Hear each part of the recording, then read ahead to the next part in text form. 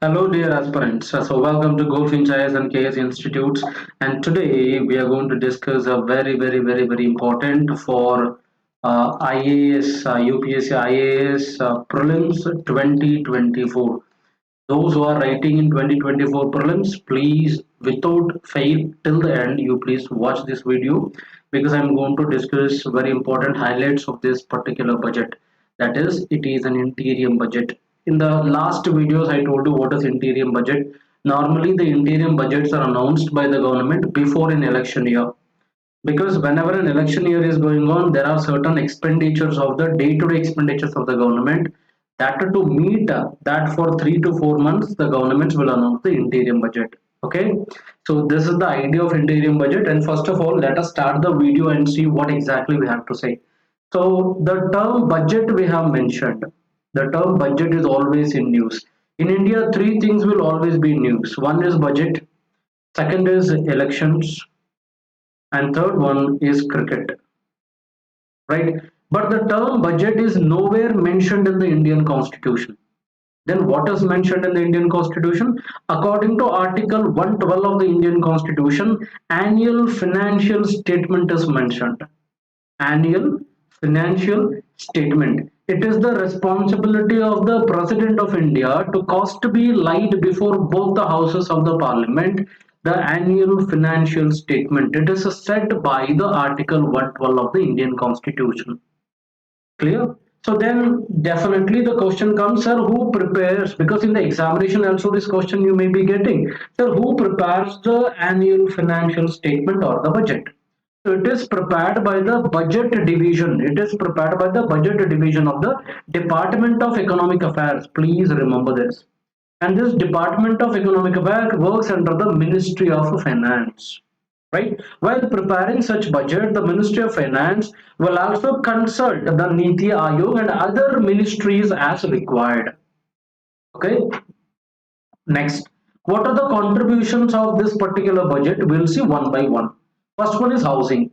The government will launch a scheme to help deserving sections of the middle class, those actually living in the rented houses or slums, halls, or unauthorized colonies, to buy or build their own houses. The government is going to launch a scheme. Okay, the name of the scheme is not yet been announced, but the government is going to launch a new scheme for middle class people and the slum dwellers, right? And second program with respect to housing is rooftop solarization. Very important, because 1 crore households will be enabled to obtain 300 units of free electricity every month. See, it is not free electricity that is given by Karnataka state government. It is not in such way. It is rooftop free solarization panels will be installed, and through that 300 up to 300 units the capacity of that solarization will be generated, and that will be used by the households. That is how it is free. You getting the point? In place of giving unemployment allowances to youths, it is creating a job. It is same way like that. In place of providing the benefit of free electricity to households, it is providing free solarization facilities. Through that, up to 300 units, the households can utilize the free electricity, right? Because this kind of investment is definitely going to generate employment opportunities, right? No politics here. So next one is Pradhan Mantri Awas Yojana, that is Gramin. Pradhan Mantri Awas Yojana, urban is also there and Gramin is also there. 2 crore more households will be taken up in the next 5 years to meet the requirement arising from increased number of families. The number of families are increasing. That is the reason the Pradhan Mantri Awas Yojana is going to build some Pakka and Kacha houses for those households. Next, the second is health sector. Definitely very important, because the female or the girls who are suffering from cervical cancer, they will be given vaccination. That is from the age group of 9 to 14 years, right? Particularly those who are suffering from the cervical cancer. That is in the neck part, right? Government plans to set up more medical colleges. This is every budget the government do. And upgradation of Anganwadi centers, that is under two schemes. One is Saksham Anganwadi scheme. See, Saksham Anganwadi scheme, and sometimes it is also nothing but called Poshan. Poshan 1 and Poshan 2 were also started by the government, right? So Poshan 2 is all about, see, first of all, Poshan 2 works under the Ministry of Women and Child Development, and it is a nutritional support scheme. It's a nutritional support because the main aim of this particular scheme is to eradicate or removal of the malnutrition among the children, adolescent girls, and lactating mothers and pregnant women, etc. Okay, that is what the Posha scheme is all about. So under this, Anganwadi centers will be upgraded, right? And next is UWIN platform for managing immunization, and intensified efforts of Mission Indradhanush will be rolled out expeditiously. Which means Indradhanush, there are two schemes. One is with respect to banking, and another one is with respect to health sector. So this is going to be probably replaced in the future by UWIN scheme, right? An extension of healthcare coverage under the Ayushman Bharat scheme. All the ASHA workers, see, ASHA meaning accredited social health activists, accredited social health activists, in short, called ASHA workers, right? And they are actually they are health workers, those who will assist people with respect to the health sector, right? And in the hospitals, etc., right? And Anganwadi, and there are also been allocated some other works as well of the government of India and the state governments as well, particularly in the rural areas. Anganwadi workers and helpers, which means the ASHA workers, extension of healthcare coverage under the Ayushman Bharat to ASHA workers, Anganwadi workers, and helpers who are helping in the Anganwadis. This is a very, very important move taken by the government. Next is agricultural related. See, if you ask me to summarize the overall budget, it is a very disciplined budget. It is not taken any popular measure, because normally budgets before an election year takes a lot of popular measures to attract more number of votes. So such gimmicks are being avoided by this government, right? Because they have stick down to the fiscal stimulus measures, sorry, the fiscal consolidation measures. The fiscal consolidation measures meaning if you have 100 rupees, you have to spend near to 100 rupees only or less than that. You should, if you have 100 rupees but you're trying to spend 150 rupees, will lead to fiscal deficit, which is very dangerous for your economy or your personal expenditure also. Correct? No, your income is 100, you're spending 150. Don't you think it is too much? So that is the reason what we have to do, we have to decrease the expenditure. It is such a budget, such a decision has been taken by the government. Next is agriculture and related sectors. Application of nano DAP is very important. See, first of all, nano DAP meaning, nano meaning you already know, it is usage of nanotechnology, nanotechnology, and nano DAP meaning it is a fertilizer. It is a fertilizer or an input or an input. Got the point? So nano, it is nanotechnology based agricultural input. And what it provides? It actually provides nitrogen and phosphorus, right? The two important fertilizers which are predominantly required by the plants, they will be provided by the nanodap. Clear? Next, a strategy will be formulated to achieve Atmanirbhar Bharat for oil seeds. See, with respect to oil seeds, you believe me or not, more than 60% of the oil, even it may be palm oil and the cooking oil, we are importing. We are heavily dependent upon the imports. So domestic production of the oil is very, very, very, very less comparative to the topography on the geographical conditions the country got. Right. That is the reason to promote that. So mustard, groundnut, sesame, and soybean and sunflower. Right. Atmanirbhar Bharat has been linked. Okay. So it will be strategy will be formulated to achieve this. A comprehensive program for supporting dairy farmers will be formulated. There is nothing much to discuss about it. Just a clause has been given that a comprehensive program will be framed. Implementation of Pradhan Mantri Matsya Sampada Yojana. Matsya, it will stands for actually for fishery sector. It is mentioned here. What are the steps are being going to be taken under this? Aquaculture productivity from existing 3 to 5 tons per hectare.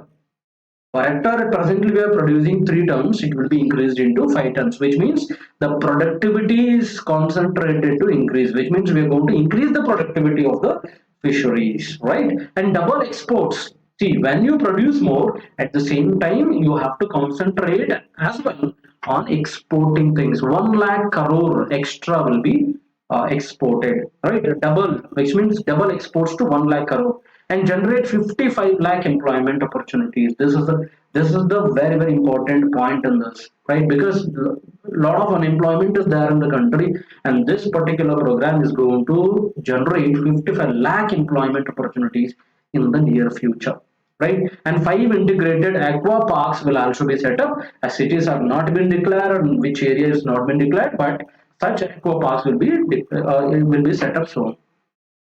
Next is women. Okay, it is importance of women, particularly the self-help groups. Very important. The self-help groups are given a lot of importance in this particular budget. So 83 lakh self-help groups with 9 crore women are transforming the rural socio-economic conditions and the landscape. With empowerment and self-reliance, said the finance minister. The government, see, this is one thing that self-help groups have been given a lot of importance. Second is the government aims to enhance the target for Lakpati Didi from 2 crore to 3 crore. See, Lakpati Didi is nothing but the self-help groups. This is a concept actually used by the Honorable Prime Minister of the country in the last Independence Day speech.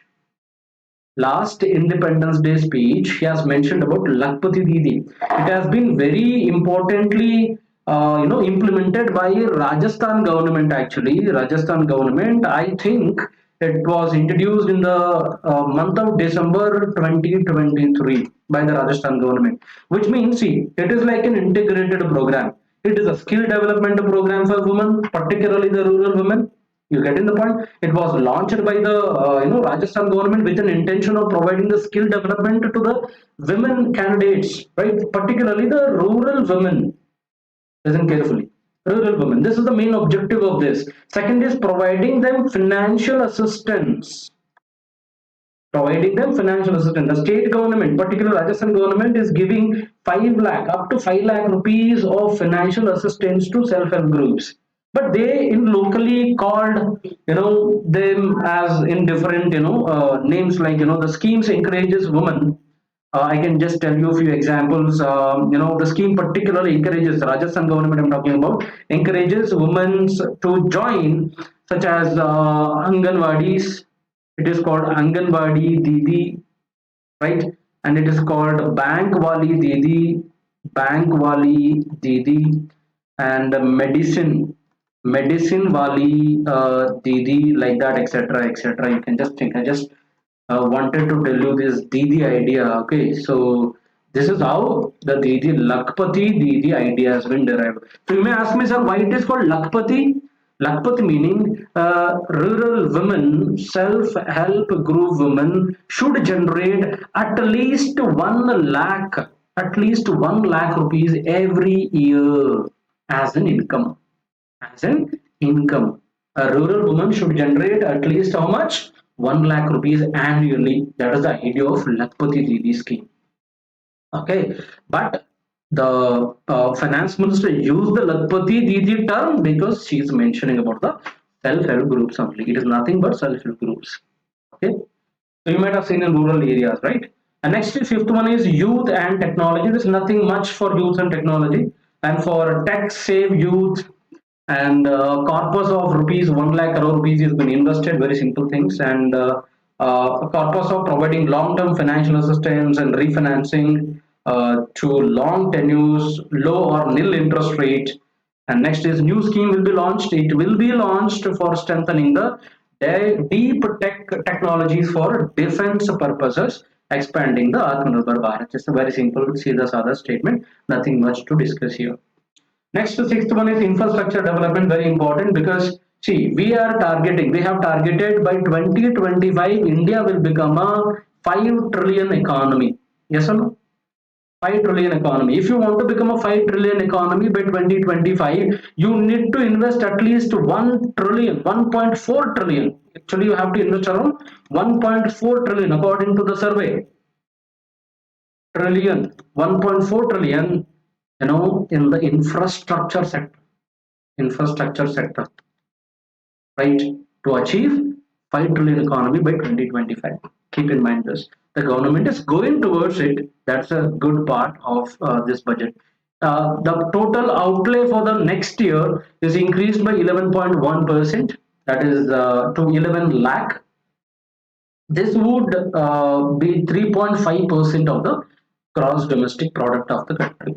And three major railway corridors are being proposed actually. That is, the programs will be implemented. That is energy, mineral and cement, port connectivity and corridors, high traffic density corridors. The projects have been identified under the PM Gati Shakti. PM Gati Shakti, what is what? It is with respect to railways, right? And enabling multimodal connectivity, expansion of the metro, and also Namo Bharat. Have you heard about Namo Bharat? What is Namo Bharat? If you know, you please think and tell me. It is also related to railway only. What kind of railway? It is a electronic multi-unit train. Electronic multi-unit train it is. That is, Namo Bharat will be supported in the large cities focusing on the transit-oriented development. I hope you understood so far. Next is environment and green energy. This is very, very important, whether the budget is give concentration about it or not. As a responsible Indian citizens, it is all our responsibility to keep in mind the environmental concerns, right? We have to use less water and more sustainable life we have to lead nowadays. Environment and green energy, viability gap funding. This is essential and very, very important. What do you mean by viability gap? See, if I can tell you in a simple way, see, for example, there are some companies, they will not interested to invest in those areas where it is not giving them more profits. Yes, sir? Particularly the private investors will not invest in an area where the profit is not coming. If it is not lucrative, it is not profitable, they will not invest, right? To encourage investment in those sectors where profit is coming less, it is called viability gap funding, which means the government will support with through some financial assistance and thereby decreasing the input cost, decreasing the capital expenditure of that particular sector, and increasing the profit out of that particular sector. So, which will encourage the private investors to invest in those sectors. That is what is a viability gap funding, will be provided for harnessing the offshore wind energy potential, because wind energy potential is there, but it is not profitable business for a private investor. Then why do they come and invest over there? That is the reason, through the viability gap funding, the government may assist by buying the fans and giving them less tax, or particularly the equipment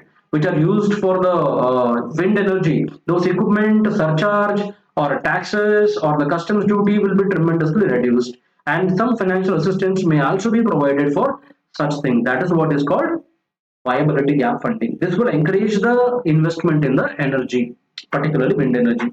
And coal gasification, liquidification, and that is 100 MT megatons will be set up by 2030. These are all old schemes only, which are continued. Electric vehicle ecosystem that has been under. It is since the FAME Act only, and this electricity introduction in the country is being keep on going on. Greater adoption of e-buses. E-buses are very important, and in metropolitan cities nowadays you can see e-buses, that is electronic buses. A new scheme of bio manufacturing, bio foundry will be launched very soon. We have to wait and see what are the other points we may get under the bio foundry actually. And blue economy, again very important. What is blue economy is all about? See, it's a project actually started by the government. Under this, at least 200 projects will be there. 200 projects will be there, and around its targeting is to 4 billion invested, and targeting to around 3 million jobs are being created under this particular scheme. Blue economy, you can understand, it is standing for what? A restoration and adoption of measures and coastal aquaculture, that is fisheries, right? and mariculture and integrated and multi-sectoral approach will be launched. That is blue economy. Okay, you understand? Around 200 projects, 4 billion is the investment, and 3 million jobs are going to be created in the future. That is the idea. Next, the eighth point is about tourism. States will be encouraged to take up comprehensive development of iconic tourist centers, branding and marketing them at global scale. This is very, very important. And particularly the long term interest free, this is the key. Interest free loan will be provided to whom? State governments for financing such a developmental matching basics. For example, if a local tourism will be developed, only state government invest. No. So such state governments will be encouraged by the interest-free loan by the central government. For domestic tourism, projects for port connectivity, tourism infrastructure, and providing basic amenities will be taken up on our islands, particularly Lakshadweep. You might be knowing why this is underlined, Lakshadweep. After that controversy with Maldives, and Lakshadweep is given again a very important and island development is going on now, which is a good sign because the income will be generated and taxes will be paid and everything. The entire inflow of the money happens within the country that may contribute to increase the GDP of the country and also creates tourism employment. Don't forget it. And foreign direct investment inflow during 2014 to 23, it was a record one. That is the reason it was called golden era. That is 596 billion. What a huge money of dollar is being, or the hard currency is being imported, which means inflowed into the country. That is the huge inflow ever in the history of India. This is twice the inflow during 2005 and 14, right? And this is like registering by the finance minister what are the achievement of this particular government.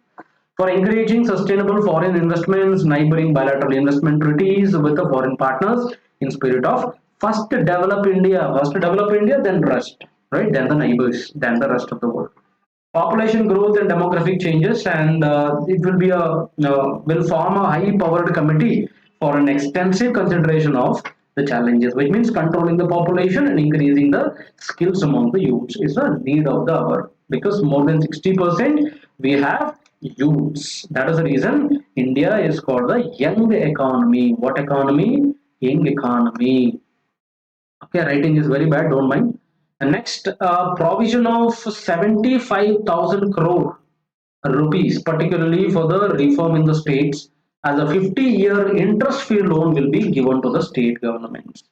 So again, important point. Some of the statistics are there. What happened in with respect to the budget in 2023-2024? I'll go quickly. And estimates of total receipts under the borrowing, that is rupees 27.56 lakh crore rupees, which is tax receipts are 23.24 lakh crore. Revised estimates of the total expenditure is 44, and revenue receipts, that is from the revenue account, is 30.3 lakh crore rupees. If you don't know what is revenue receipt, revenue expenditure, revenue receipt, revenue expenditure, if you don't know what is capital receipt and capital expenditure, I have already made video in my different channel, but if you want me to repeat that in this particular channel, let me know. I will do one more classes about it.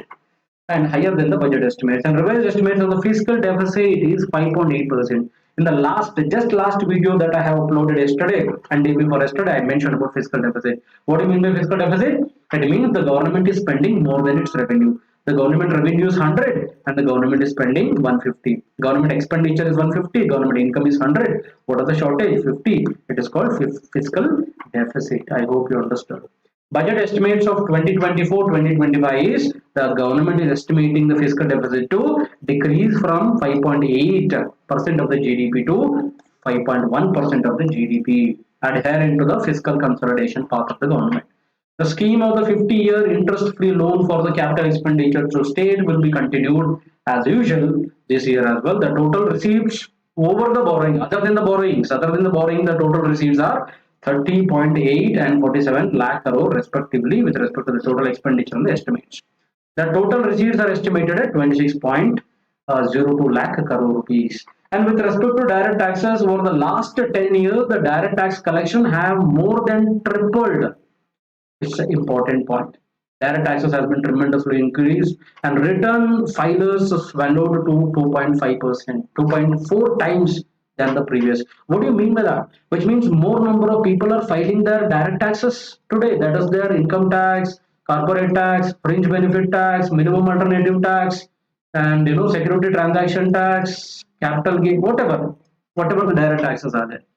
And the threshold for the presumptive taxation for retail businesses, that is from 2 crore rupees to 3 crore rupees. You may get a question, sir, what is this presumptive taxation? See, for example, if you want to put a tax, if you want to pay a tax as a retailer, every time you have to do auditing, and you have to maintain accounts, and you have to maintain book of records, and you have to audit it by the auditor, and a lot of expenses to the businesses, small businesses, correct? So presumptive taxation meaning when you reach that threshold, that is earlier it was 2 crore rupees, now it is 3 crore rupees. If you exceed only 3 crore rupees, whatever the profit you make over and above 3 crore rupees, out of that, if you take the money in terms of cash, 8% will be counted. If you take in terms of online payment, 6% will be considered as profit. Out of this, see, over and above 3 crore rupees, if you make 1 crore rupees of profits, 1 crore rupees of turnover, out of that 1 crore rupees of turnover,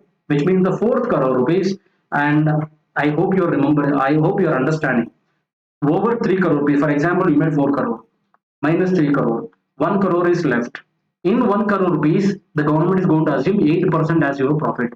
Out of this 8%, the government will be taxing you. That is what the statement is saying, nothing else. And this is with respect to the professionals who are doing professional business. It is 50 lakhs to 75 lakhs. It has been increased. And the corporate tax particularly decreased from 30 to 22% for the existing domestic companies, and up to 15% for certain new manufacturing companies. New manufacturing, underline this, new manufacturing, not old one. Average processing time of returns has been reduced from 93 days in the year 2013-14 to 10 days this year.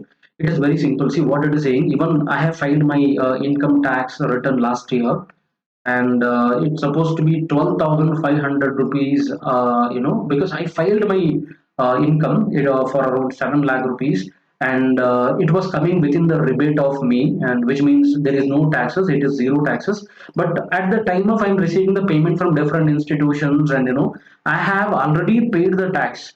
But this tax of 12,500 rupees which I paid, it was refunded. It was refunded within 10 days by the government. That is the Ministry of Finance. That is what is mentioning. Earlier it was 93 days. It was taking 93 days to refund that fund after filing the taxes. So after filing the income taxes, and now it is only 10 days. Within 10 days, you're going to get the returns, right? And indirect taxes, GST has been reduced. The compliances burden. Compliances burden meaning lot of documentations, and going, filing yourself, and etc. Burdens will be there. That burden has been simply reduced for trade and industry. Tax base. See, listen carefully. Tax base meaning, for example, increase in the assets of the companies, increase in the profits of the companies, increase in number of businesses. That is what is tax base. Tax base of the GST more than doubled. Okay, and the average monthly gross GST collection has almost doubled. That is 1.66 lakh crore rupees. And SGST revenues, including compensation related released to states, and post GST period, it is all factuals. And there is a mentioning of buoyancy. Buoyancy meaning increase in the taxes. For example, see, for example, earlier, one water bottle, I'll just take a quick example. One water bottle is 30 rupees, and government imposing 10% tax. What are the tax government is collecting? 3 rupees government is collecting the tax, right? When simply the price of the commodity increases from 30 to 40 without changing in the tax remains 10% only, but still the government is going to receive more number of taxes.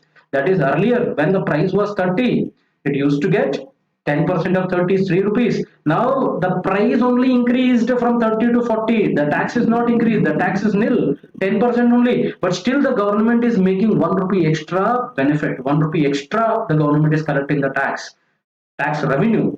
That is what is called buoyancy. That is a tax buoyancy. Example of tax buoyancy.